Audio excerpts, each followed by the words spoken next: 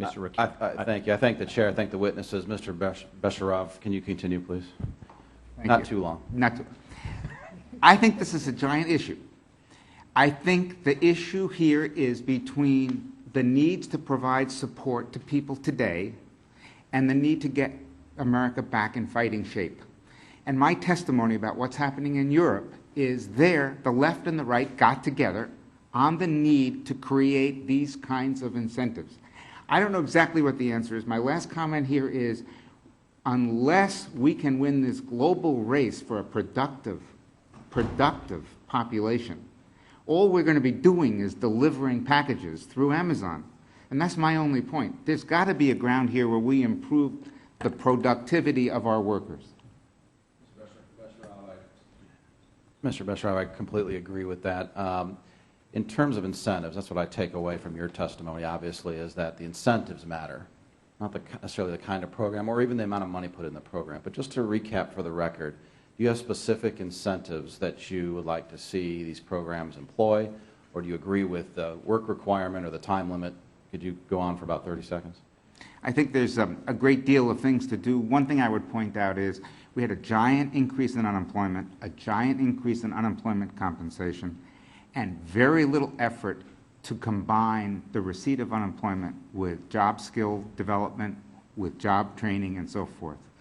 The stimulus package threw money at the problem with no connection, to, in my opinion, to reality. Do you feel the government might be too big to even do that coordination? I mean, honestly, these programs might be so far gone at this point that that simple idea that you articulated might be out of our reach. I've been reading Dan Balz's book about the last presidential campaign, and I just wish the government were organized the way the Obama campaign was organized. We'd be a lot further along on both sides of this argument. Wow. That's called leadership, in my opinion. I want to go back to something the sister said about, several people have spoken on the phrase lifting out of poverty, and clearly by her testimony, and 40 million a year or so being lifted out of poverty, the definition is limited to the fact that, and Mr. Garrett mentioned this as well, a check is given, money, funds are given, and that's the lifting, but the dependence is still there, such that if the check was not given, you wouldn't be lifted out. I want to know, as subject matter experts from the two gentlemen here, if that's the conversational definition of the phrase lifting out of poverty or not. Mr. Barron. Yeah, I think there is an important distinction, whether providing somebody income support, whether that's as part of a safety net program, raises them above a certain the poverty threshold.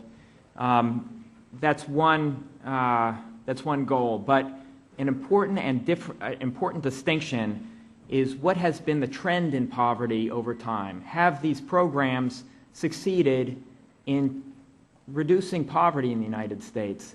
And what's your answer? The evidence there is fairly consistent, whether you look at the official poverty measures, which I agree have some limitations, but also there are National Academy of Sciences-based measures, which the Census Department now uses to, in the supplemental measure, which do change. They change the number of people in poverty at any given time. However, they also show a similar pattern over time, meaning no significant progress, even if you do make those adjustments since at least the late 1970s. So in terms of breaking the cycle of poverty, that's an area where the numbers suggest we do not appear to be succeeding. Thank you. I'm going to skip over Mr. Besharov, so it's already spoken. Sister, thank you for coming. And to you, I want to ask this specific question. I haven't read your budget, but you say responsible programs. Reasonable revenue, responsible programs are the two R's. What's the number?